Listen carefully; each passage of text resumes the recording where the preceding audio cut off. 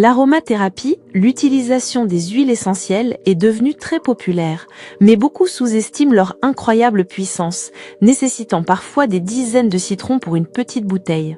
C'est exact. Il est crucial de comprendre qu'une huile essentielle n'est pas une huile grasse ordinaire. C'est un concentré extrêmement puissant, extrait d'une plante aromatique.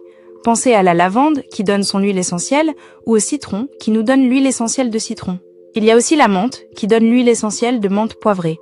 Donc c'est vraiment l'essence de la plante, distillée et concentrée. Qu'est-ce qui rend ces huiles si puissantes exactement? Elles contiennent des centaines de molécules naturelles produites par la plante, chacune avec des propriétés spécifiques.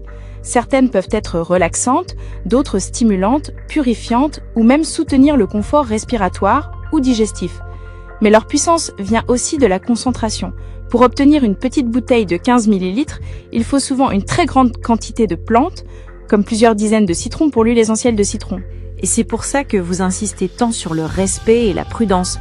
Le fait que ce soit naturel ne signifie pas que c'est inoffensif. Un peu comme le soleil, qui est naturel mais peut causer des brûlures. Précisément. Le naturel ne signifie pas l'absence de danger.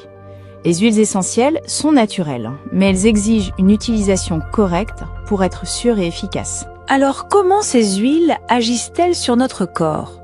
Quelles sont les principales voies d'entrée? Il y a 3 voies principales. La première est l'odorat.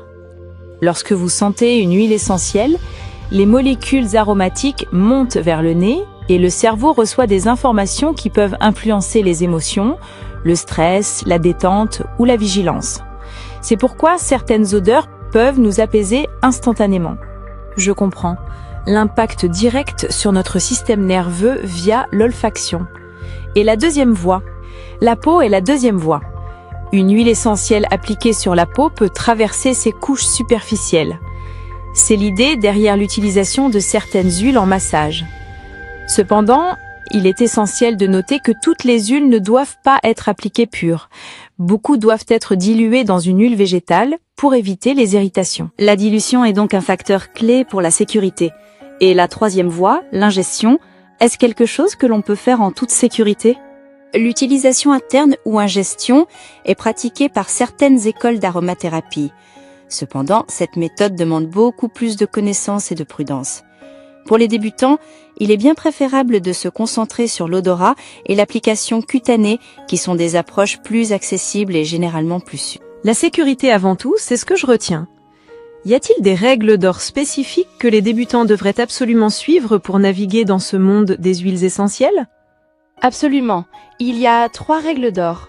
La première est de toujours identifier précisément l'huile essentielle utilisée. Il faut vérifier l'espèce botanique.